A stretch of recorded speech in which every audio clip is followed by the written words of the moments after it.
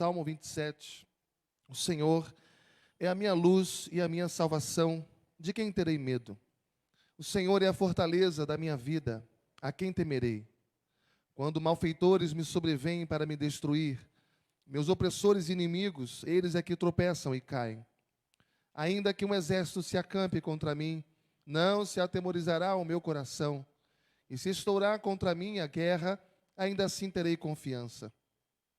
Uma coisa peço ao Senhor e a buscarei, que eu possa morar na casa do Senhor todos os dias da minha vida, para contemplar a beleza do Senhor e meditar no seu templo. Pois no dia da adversidade, Ele me ocultará no seu pavilhão, no recôndito do seu tabernáculo me acolherá, elevar-me-á sobre uma rocha. Agora será exaltada a minha cabeça acima dos inimigos que me cercam. No seu tabernáculo oferecerei sacrifício de júbilo, cantarei, salmodiarei ao Senhor. Ouve, Senhor, a minha voz, eu clamo, compadece-te de mim e responde-me. Ao meu coração me ocorre, buscai a minha presença. Buscarei, pois, Senhor, a tua presença. Não me esconda, Senhor, a tua face. Não rejeites com ira o teu servo. Tu és o meu auxílio. Não me recuses, nem me desampares, ó Deus da minha salvação. Porque se meu pai e minha mãe me desampararem, o Senhor me acolherá. Ensina-me, Senhor, o teu caminho, e guia-me por vereda plana, por causa dos que me espreitam. Não me deixes à vontade dos meus adversários, pois contra mim se levantam falsas testemunhas e os que só respiram a crueldade. Eu creio que verei a bondade do Senhor na terra dos viventes. Espera pelo Senhor, tem bom ânimo e fortifique o teu coração. Espera, pois, pelo Senhor. Vamos juntos? Espera pelo Senhor, tem bom ânimo e fortifique-se o teu. Espera, pois, pelo Senhor. Pai bendito, Tu és o Deus de misericórdia, Tu és o Deus de graça, Tu és um Deus benevolente. Como nós precisamos do Senhor, como nós precisamos da Tua palavra, que nos fortalece, que nos fortifica, que nos anima, que nos traz esperança. Que não seja diferente nessa manhã, Pai. Que o Senhor, através da Tua palavra, encontre o nosso coração e traga a Tua vontade para a nossa vida. É o que te pedimos, em nome de Jesus, que todos digam amém. Amém. Glória a Deus. Vamos ao seu lugar. Obrigado. Meus amados irmãos, não há remédio como a esperança. A esperança é o melhor remédio que nós temos para a nossa alma. Se você está passando por lutas, se você está passando por dificuldades na sua vida, se você está sofrendo, se você está enfrentando uma batalha dura demais no seu dia a dia, o que você precisa é de esperança. O que você precisa é esperança. Tudo que é feito na vida, tudo que é feito no mundo, precisa ser feito com esperança. O povo de Deus precisa saber disso. O mundo já sabe disso. Existe um slogan lá fora, e esse slogan diz que a esperança é a última que morre. E por que esse salmo foi escrito? Esse salmo foi escrito para nos dar esperança. Esse salmo foi escrito para nos fortalecer. Esse salmo foi escrito para nos encorajar. Então, se há em nosso meio alguém que está carente de esperança, diante das adversidades, diante das lutas que tem passado, precisando se fortalecer, essa mensagem de hoje é uma mensagem exclusiva para você. Essa mensagem ela está aqui dividida em duas partes. A primeira parte é o que Davi sente por Deus. Ele vai colocar aqui, eu quero que você acompanhe na sua Bíblia, a primeira parte dos versos de 1 a 6. E ele coloca aqui pelo menos 4 coisas importantes aqui. E a primeira delas é que Davi tinha uma confiança profunda em Deus. Uma confiança inabalável em Deus. Ele descreve Deus como tendo pelo menos 3 significados para ele aqui. Ele diz que o Senhor é a minha luz. Ele diz que o Senhor é a minha salvação. Ele diz que o Senhor é a fortaleza. da minha vida. E o que significa isso? A Bíblia fala que Deus é luz. A Bíblia fala que Jesus é a luz do mundo. A Bíblia fala que você e eu, nós, o povo de Deus, nós somos a luz do mundo. Apóstolo Paulo disse que nós somos filhos da luz. E para Davi, o que significa essa frase? O Senhor é a minha luz. E ele vai usar aqui um pronome possessivo. Ele está dizendo aqui, ele é a minha luz. E aí, meus amados irmãos, nós precisamos entender que luz aqui, como é uma metáfora para representar a vida. A luz aqui é um instrumento que vai trazer direção. Se nós estamos na escuridão da vida, nós estamos batendo nos obstáculos porque está tudo escuro, quando nós acendemos uma luz, aquilo traz direção, traz a correção para os nossos passos. A luz também é algo que representa aquecimento. Quando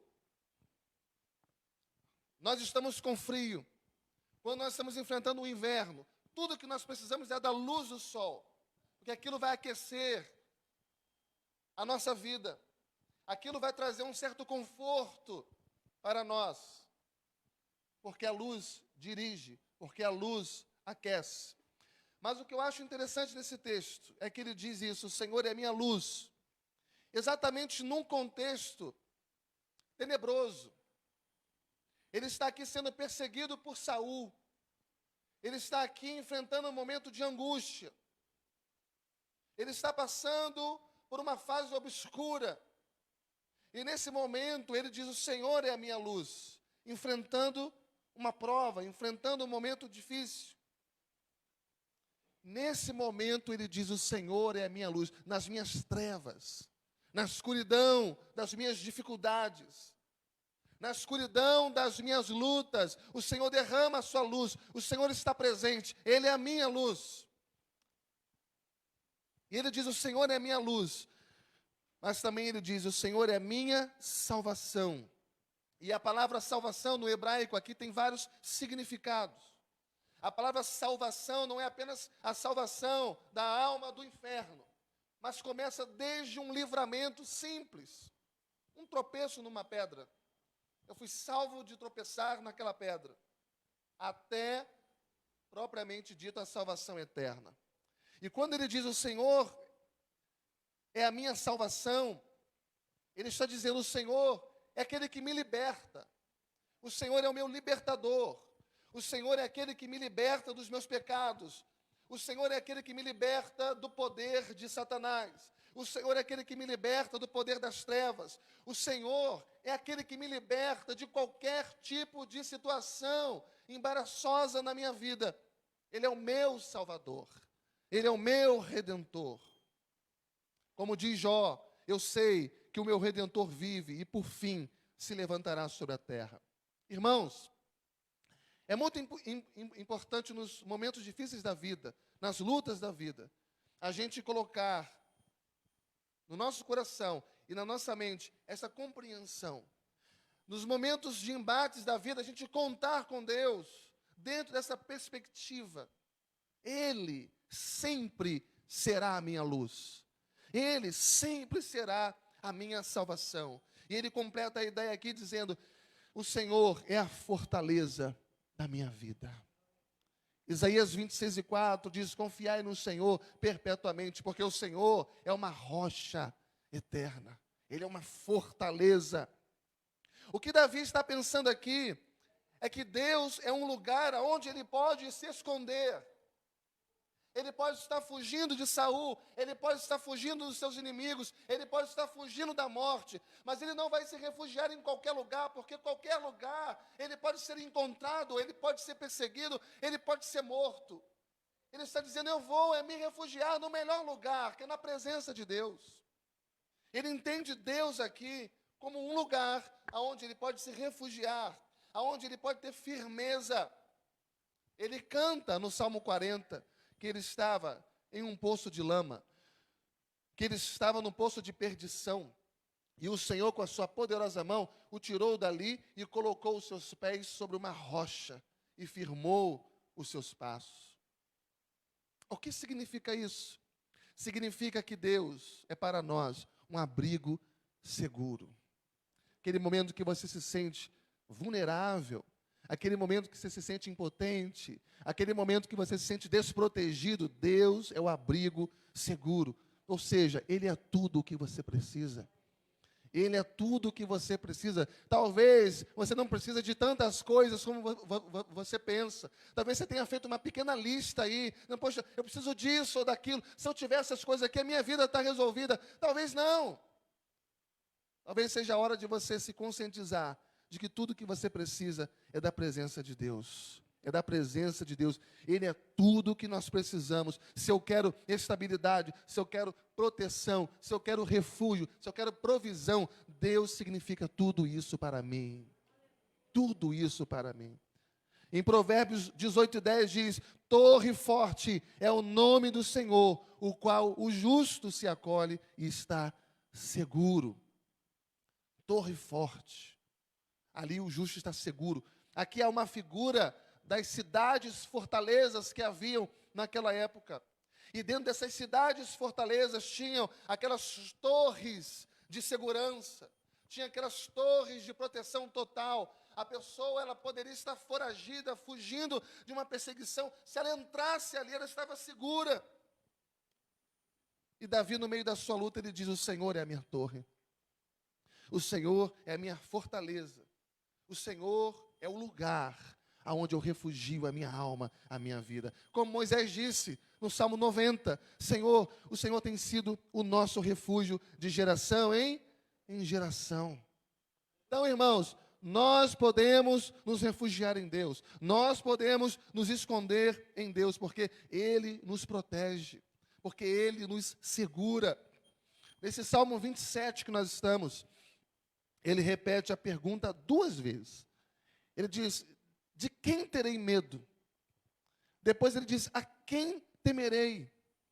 Se o Senhor é a minha luz, se o Senhor é a minha salvação, se o Senhor é a fortaleza da minha vida, eu não preciso ter medo de ninguém. Eu não preciso ter medo de nada. De quem eu vou ter medo? Se Deus é por nós, se Deus está do nosso lado, quem é que topa ser o nosso adversário? Se Deus está conosco, se Ele é o nosso Deus. Salmo 27, versículo 2, o texto que nós estamos, leia aí. Quando os malfeitores me sobrevêm para me destruir, meus opressores e inimigos, eles é que tropeçam e caem. Ainda que um exército se levante, se acampe contra mim, não se atemorizará o meu coração. Se estourar contra mim a guerra, ainda assim eu terei o quê? Confiança. Davi está dizendo: o Senhor é minha luz, o Senhor é minha salvação, o Senhor é minha fortaleza, e nenhum mal que os meus inimigos intentarem contra mim vai prosperar sobre a minha vida. E por quê? Porque nós estamos protegidos, nós estamos guardados, nós estamos à sombra do Onipotente. Salmo 91, 1000 cairão ao meu lado, 10.000 à minha direita, mas eu não serei atingido. E por quê, irmãos? Porque nós estamos debaixo das asas do Onipotente Deus. Amém, irmãos? Quarta coisa que ele vai dizer para Deus: o desejo do seu coração. Salmo 27, versículo 4. Uma coisa peço ao Senhor, só uma coisa. Às vezes a gente pede tantas coisas, dezenas de coisas, centenas de coisas. Mas ele diz: não, eu só peço uma coisa. E eu não somente peço essa coisa ao Senhor, mas eu busco isso. Versículo 4, uma coisa eu peço ao Senhor e a buscarei, que eu possa morar na casa do Senhor todos os dias da minha vida, para contemplar a beleza do Senhor e meditar no seu templo. O desejo de Davi aqui não era morar no templo. Davi não está falando aqui de templo significando espaço, não. Ele não fala de templo significando ambiente para se estar, não. Davi sabia que tanto no tabernáculo quanto o templo simbolizava a presença de Deus. E o que ele quer aqui é o seguinte: ele está dizendo, quando ele diz que eu possa morar no seu templo, ele está dizendo, todo o meu desejo é estar na presença de Deus. E eu busco isso todos os dias. Eu busco a realização desse desejo todos os dias da minha vida. Que desejo é esse? Estar na presença de Deus. Para quê? Ele completa aí no versículo 4. Para contemplar a beleza do Senhor. O que significa contemplar a beleza do Senhor? O próprio Davi vai responder isso no Salmo 96, versículo 9. Quando ele diz que nós devemos adorar a Deus na beleza da sua santidade. Ou seja, Davi está sendo tomado por um espírito de contemplação. Ele está aqui admirando. Eu quero contemplar na presença do Senhor. Não apenas isso. Versículo 4 ainda ele diz, eu quero meditar na presença do Senhor. Ou seja, eu quero refletir sobre a vida. Eu quero refletir sobre a palavra de Deus. Estou precisando disso. Sabe, irmãos, nas angústias da vida, nas dificuldades da vida, nas fragilidades da vida, a gente precisa de coisas simples, mas significativas. Nós precisamos refletir sobre a vida e refletir a palavra de Deus. Necessitamos disso. E ele diz, eu buscarei isso todos os dias da minha vida. E diz a Bíblia que ele sabia que estando na presença de Deus, quando chegasse o dia da adversidade, todos nós aqui temos o dia D, aquela fase mais sombria, aquele momento mais obscuro da vida, aquelas provas mais intensas. Ele sabia, ele diz, no dia da adversidade, no dia do maior problema, no dia da angústia profunda, o Senhor me guardará. No versículo 5, o Senhor me ocultará no seu pavilhão. Davi está dizendo com isso que não existe lugar mais seguro do que estar na presença de Deus. Mas o que choca nesse salmo é a partir do versículo 7. Quando, versículo 7 aqui, talvez Davi tenha começado sua manhã cantando. E dizendo, o Senhor é a minha luz, o Senhor é a minha salvação. O Senhor é a fortaleza da minha vida. Quero viver para sempre na presença de Deus. Então ele amanhece. Se fosse nos nossos dias, a gente ia dizer que ele viu um passarinho verde. O dia está lindo lá fora. E ele amanhece cantarolando. O Senhor é minha luz, minha salvação, a fortaleza da minha vida. Mas quando chega no versículo 7, ele muda o tom. Ele muda o tom. E aí você tem que entender o seguinte. Que por mais que a gente seja crente, tem alguém aqui que é crente? Tem pouca gente, só vi 2 pessoas crentes aqui hoje. Tem alguém crente aqui, gente? Por mais que você seja crente, se não for a graça de Deus na tua vida, você desmorona. É isso que a gente aprende aqui. Tem gente que acorda o dia pronto para morrer por amor a Cristo. Cantando, salmodiando, orando, feliz da vida. Mas termina, muitas vezes, o dia apostatando da fé. Sabe por quê, irmãos? Nós somos instáveis. Nós oscilamos muito nosso humor, oscilamos muito a nossa espiritualidade. Mas Davi agora ele vai fazer uma oração, e a oração dele está do versículo 7 ao versículo 12. E ele vai revelar aqui na sua oração, ele vai revelar para Deus, pelo menos 4 necessidades que eu e você temos. Principalmente quando enfrentamos situações difíceis, quando enfrentamos as nossas lutas. Veja no versículo 9 e 10. Não me escondas, Senhor, a tua face. Não rejeites com ira o teu servo. Tu és o meu auxílio. Não me recuses. Não me desampares, ó Deus da minha salvação. Porque se o meu pai e minha mãe me desampararem, o Senhor me acolherá. Veja que a primeira necessidade de Davi aqui é ser aceito por Deus. Ele precisa ser aceito por Deus. E se ele expressa a necessidade de ser aceito, é porque, de alguma forma, ele se sente rejeitado. Ele se sente aqui desamparado. E é interessante isso, eu não sei se você está enfrentando na sua vida alguma dificuldade, eu creio que sim. algum problema? Eu creio que sim, mas é possível, é provável que em algum momento passe na sua cabeça assim: eu acho que Deus não está ouvindo a minha oração. Porque a gente faz tudo certo, a gente ora, a gente enfrenta uma luta, a gente entrega aquela causa para Deus, e tudo o que a gente sinceramente espera é que Deus nos livre. Eu acho que todo crente sincero, talvez no seu momento de ingenuidade, talvez tenha pensado: será que Deus está ouvindo a minha oração? Será que Ele está percebendo o que eu estou passando? Essa aqui é uma necessidade dEle. Esse aqui é o sentimento dEle.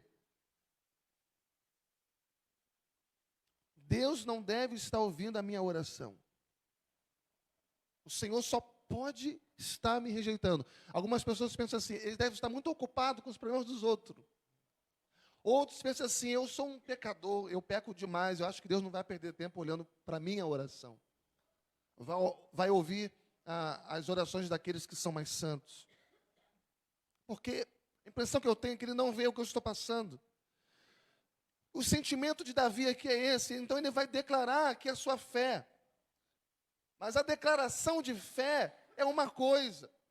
Outra coisa é o seu estado diante de Deus. Você pode declarar sua fé por Deus, sim, mas estar completamente desmontado, quebrado diante de Deus. E ele diz: se o meu pai e minha mãe me desampararem, o Senhor me acolherá. Então é como quem diz: olha, eu estou me sentindo rejeitado, mas ainda que eu seja rejeitado por quem eu mais amo, pelas pessoas que eu mais amo, ainda que elas me rejeitem, o Senhor me acolherá. O Senhor me acolherá. Eu preciso ser aceito. Eu preciso sentir que eu sou amado por Deus, sentir que eu sou querido por Deus, amado pelo Senhor. Então, ele vai caminhando. E no versículo 7 ele vai dizer uma coisa que precisa ser ouvido. Ele vai dizer: ouve, Senhor, a minha voz, eu clamo, compadece-te de mim e me responde. Isso aqui me faz, irmãos, lembrar a oração de Bartimeu: Jesus, filho de Davi, tem misericórdia de mim. E essa, irmãos, é a oração que a gente tem que fazer a cada momento da nossa vida, a cada segundo da nossa vida. Davi está aqui pedindo para que Deus considere o seu pedido. Está pedindo para que Deus ouça a sua oração. Está pedindo para que Deus resolva o seu problema. Ele está desesperado, ele está angustiado. Mas se você observar o versículo 11, ele vai revelar aqui o terceiro estado da sua alma. Ele precisa de aceitação, ele precisa ser ouvido, mas no versículo 11 ele vai dizer: eu estou perdido, eu preciso que o Senhor me oriente. Estou desorientado, estou perdido.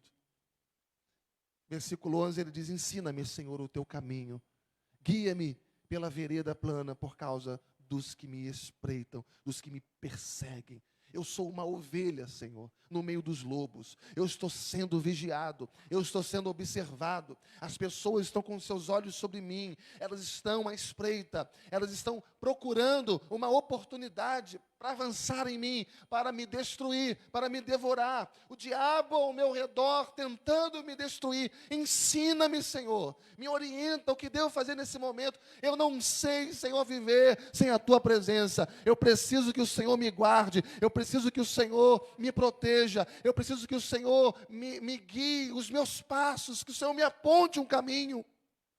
Meus amados irmãos, eu creio que essa é a maior necessidade da nossa vida.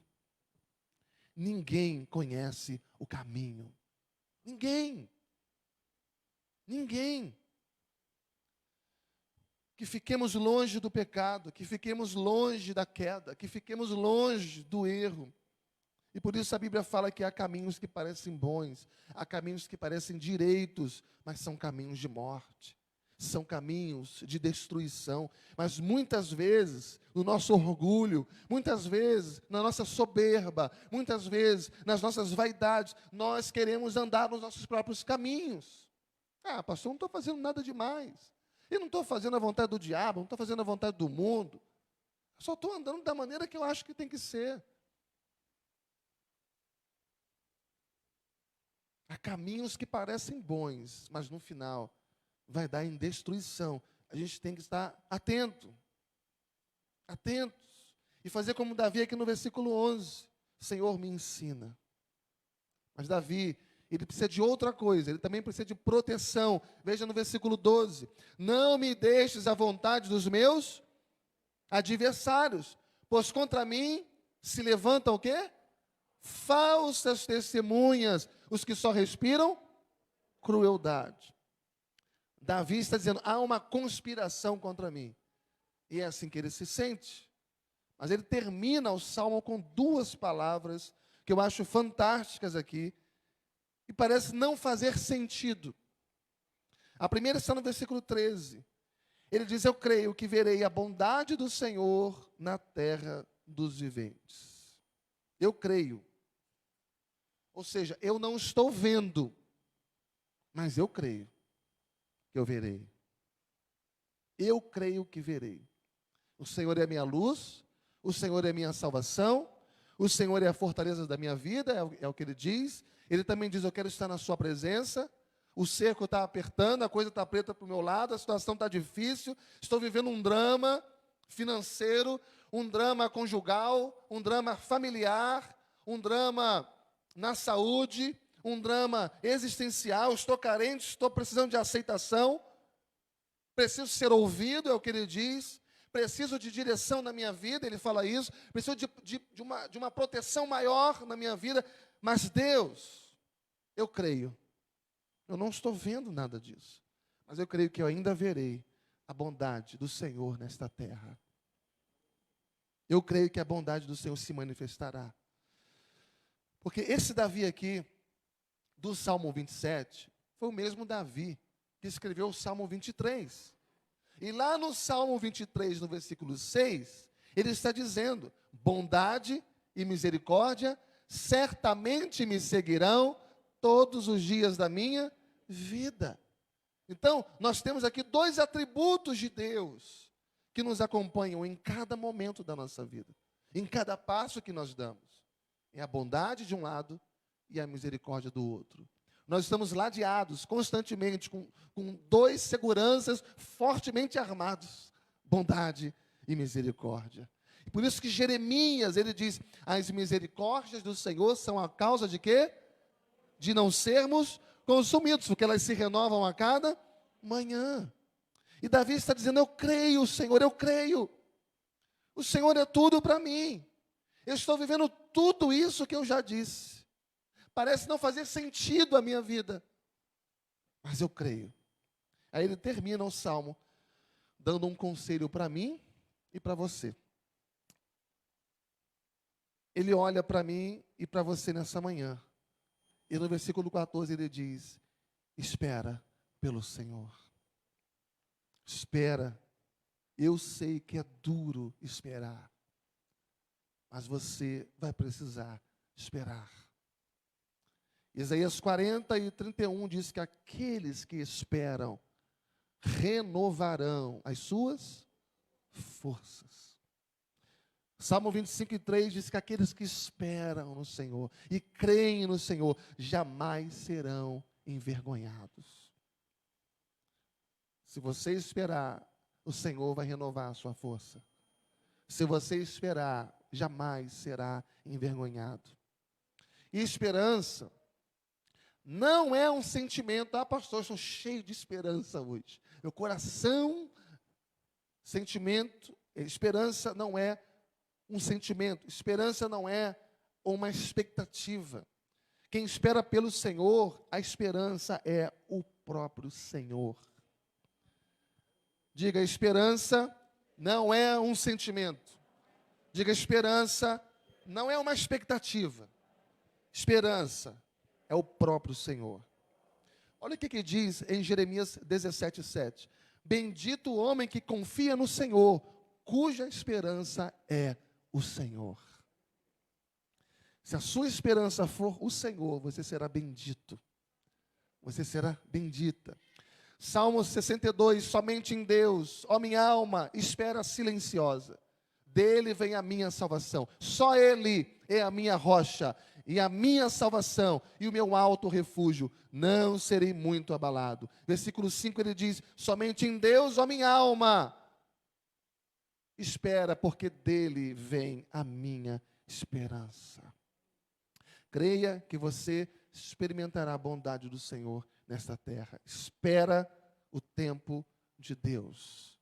Espera. Mas não espera emburrado. Não espera de braços cruzados. Não espera dando as costas.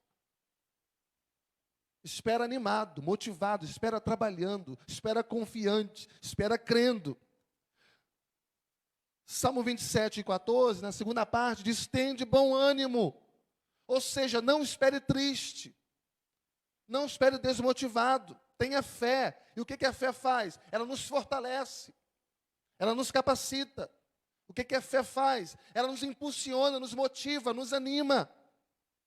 A esperança não é um sentimento, a esperança não é uma expectativa. A esperança é aquilo que se move na nossa vida e que nos impulsiona para nós aguardarmos o dia da intervenção de Deus na nossa situação, o dia da intervenção de Deus naquilo que nós estamos passando.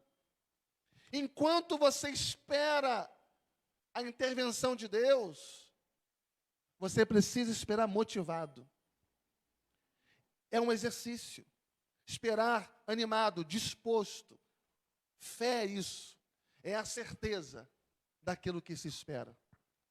Fé é isso. É a convicção do que você não está vendo ainda. Então você precisa esperar em Deus, mas com disposição, como alguém que já está vivendo um milagre na sua vida. É uma questão de tempo. É só uma questão de tempo.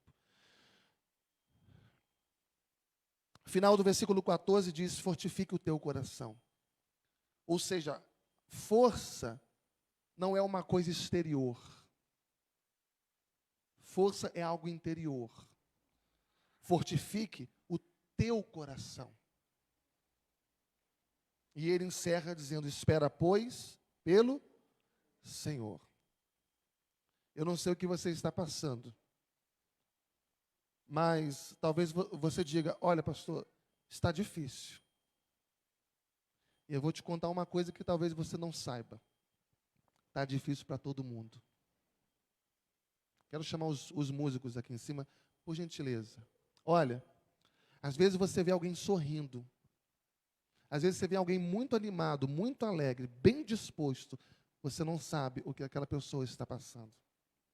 Você não sabe o esforço que ela está fazendo para ela estar ali, sorrindo, animado, disposto. A impressão que a gente tem às vezes é que o nosso problema é o maior do que todos.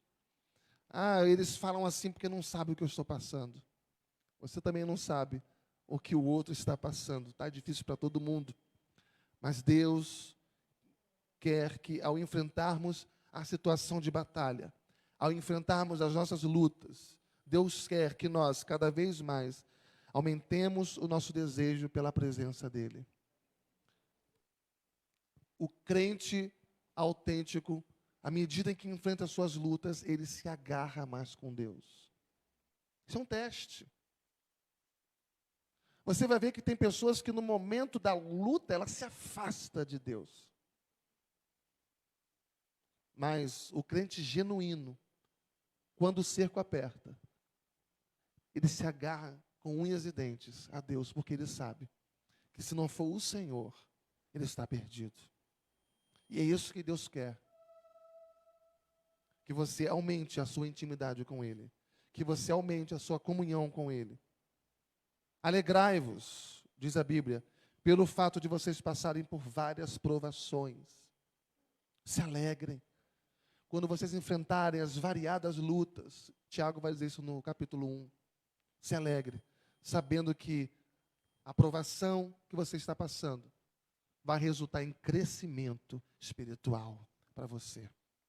Se alegre no meio das suas lutas, sabendo que, à medida em que você as enfrenta, você vai amadurecendo, você vai se aperfeiçoando, você vai tendo conhecimento experimental de Deus.